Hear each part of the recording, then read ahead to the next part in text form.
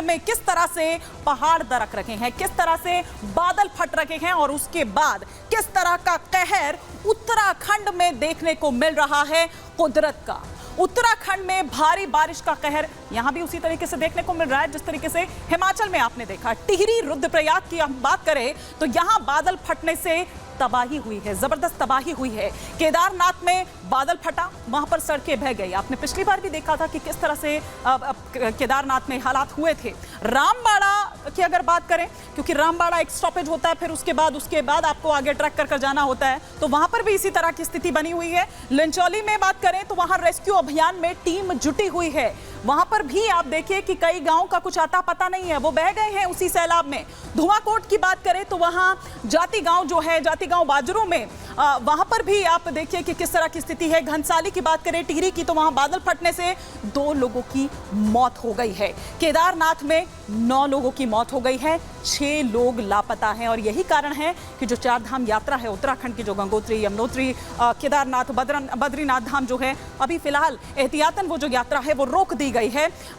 गोचर में बात करें तो वहां मकान गिरा है, एक महिला की वहां मौत हो गई है। तो ये उत्तराखंड में अलग अलग, टिहरी की बात करें, पौड़ी की बात करें, या फिर कुमायूं इलाके की ही क्यों ना बात करें, भारी बारिश के बाद 4 धाम यात्रा, जैसा कि मैंने पहले भी कहा, वो रोक दी गई है। उत्तराखंड में करीब 10,000 तीर्थयात्री फंसे हुए हैं। अब किस तरह से उनको इवैक्यूएट किया जाए, इमरजेंसी हेलीपैड से रेस्क्यू जारी है, लेकिन लिमिटेड लोगों को ही तो ले जा पाएंगे आप वहां पर, और बाकी जो इंतजार कर रहे हैं उनमें डर है, उनमें खौफ है। हाई अलर्ट पर है पूरी तरह से केदार घाटी, नैनीताल, उधम सिंह नगर, चंपावत में रेड अलर्ट जारी किया गया है। देहरादून, टिहरी, पौड़ी, हरिद्वार में ऑरेंज अलर्ट जारी किया गया है। यहां भी इलाकों को डिवाइड किया गया है, ये ऑरेंज अलर्ट में आ रहे हैं, ये येलो अलर्ट में आ रहे हैं, ये रेड अलर्ट में है। पुष्कर धामी ने जो अधिकारी हैं उनसे बात की और बाकायदा खुद आपने तस्वीरें देखी होगी कि वो उन इलाकों का जो बाढ़ प्रभावित है या जहां पर इस तरह की स्थिति बनी हुई है, खुद जायजा ले रहे हैं, लोगों को हर संभव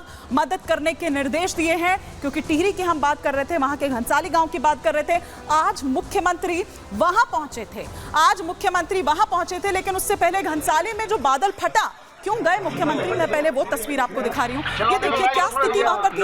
एक ही परिवार के 2 लोगों की मौत हो गई, एक ही परिवार के 2 लोगों की मौत हो गई। आप देखिए कि किस तरह से वहां पर ये जो तस्वीरें वहां से निकल कर आ रही है, वो आपका कलेजा एकदम पसीज जाएगा उसको देखने के बाद। लेकिन हम आपको सिर्फ इसलिए दिखा रहे हैं ये तस्वीरें कि आप देखिए कि वहां पर क्या स्थिति बनी हुई है। पहाड़ से लेकर मैदानी इलाकों तक में कुछ इसी तरह का हाल है। लेकिन पहाड़ आखिर क्यों डरे हुए हैं, क्यों? क्योंकि डराने वाली तस्वीरें वहां से निकलकर सामने आ रही है।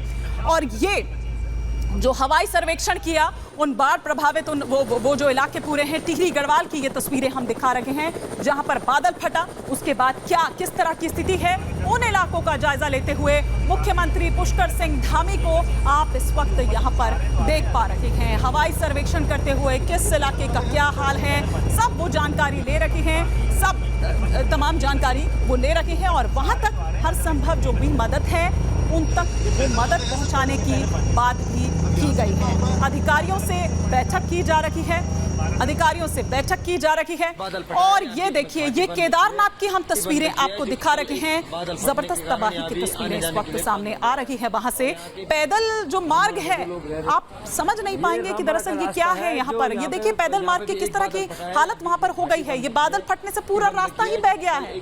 अब लोग, इसीलिए मैंने कहा कि यात्रा रोक दी गई है, लेकिन अभी भी कुछ लोग रहे होंगे वहां पर, जिन तक मतलब जो वहां तक नहीं आ पाए होंगे। तो वो लोग जगह जगह, ऐसे 10,000 यात्री हैं जो फंसे हुए हैं जगह जगह रास्ते में। अब वहां तक, उन तक किस तरह से पहुंचा जाए, क्योंकि वो जानकारी कैसे मिले कि यहाँ इस इलाके में वो लोग फंसे हुए हैं। और ये देखिए, ये सोनप्रयाग गौरीकुंड की तस्वीरें हम दिखा रहे हैं। यहाँ पर एक पुल हुआ करता था, वो पुल कहीं नजर नहीं आ रहा है क्योंकि वो पुल बह गया है। उस सैलाब में वो सब कुछ, अपने प्रकृति किस तरह का रौद्र रूप अपना दिखा रही है, वो हम आपको तस्वीरें दिखा रहे हैं कि किस तरह के हालात वहां पर बन गए हैं। एक बार फिर से उसी तरह की तस्वीरें जो हैं वो उत्तराखंड से देखने को मिल रही है, केदारनाथ से देखने को मिल रही है।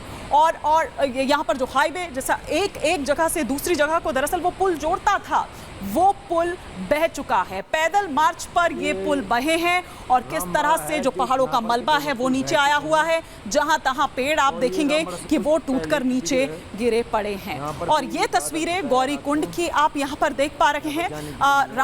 रामबाड़ा गौरीकुंड, यहां पर कुछ लोग यहां पर भी स्टॉपेज लेते हैं जो केदारनाथ के लिए जाते हैं। वो गौरीकुंड और रामबाड़ा ये वो स्टॉपेज दरअसल रहते हैं। पहले गौरीकुंड पड़ता है। ये तस्वीरें हम आपको दिखा रहे हैं कि एसडीआरएफ जो है, एनडीआरएफ जो है वो इस वक्त मौके पर वहां पर मौजूद है, क्योंकि देखिए ये पूरा जंगल का इलाका है। तो कहीं ऐसा तो नहीं कि बहकर कोई यहां पर चला गया हो या किसी को मदद की जरूरत यहां पर हो। तो ये पूरा वहां पर एक सर्च ऑपरेशन भी आप कह सकते हैं कि वहां पर चल रहा है कि कोई कहीं है तो नहीं। तो लोगों को रेस्क्यू करने का काम वहां पर तेजी के साथ चल रहा है। लेकिन मौसम सबसे बड़ा जो एक चैलेंज वहां पर बना हुआ है, उस वजह से मुश्किलात आ रही है, क्योंकि बारिश रुक रुक कर हो रही है। बारिश रुक रुक कर हो रही है, बादल फट रहे हैं। और जब बादल फटता है तो उस वक्त आप देखिए उसके बाद की वो तस्वीरें ही आपको बता रही हैं कि क्या हाल रहता होगा। ये सोनप्रयाग की तस्वीरें हम आपको दिखा रहे हैं। ये दरअसल पूरा मार्ग जो है ये केदारनाथ के लिए जब आप निकलते हैं तो ये पूरा जो पैदल मार्ग था उसकी तस्वीरें आपने देखी। और ये देखिए ये सोनप्रयाग की तस्वीरें, ये तस्वीरें भी डराती हैं। देखिए कितनी मोटी मोटी दरार जो है वो पड़ी हुई है इस रास्ते में, और नीचे जो नदी है वो अपने रौद्र रूप में है। इस वक्त जो तस्वीरें यहाँ सोनप्रयाग की आप देख रहे हैं, और ये यात्रा, ये केदारनाथ का जो पैदल मार्ग है, पैदल यात्रा मार्ग है, उसकी तस्वीरें इस वक्त आप देख पा रहे हैं। तो अभी बाकी जगहों का क्या हाल है उत्तराखंड से वो भी हम समझ लेते हैं। रतन सिंह नेगी इस वक्त मेरे सहयोगी मेरे साथ जुड़ चुके हैं। रतन सिंह नेगी, अभी क्या हाल है वहां पर, और आप अभी किस जगह पर हैं? क्योंकि हम देख रहे हैं कि बारिश अभी भी हो रही है वहां पर।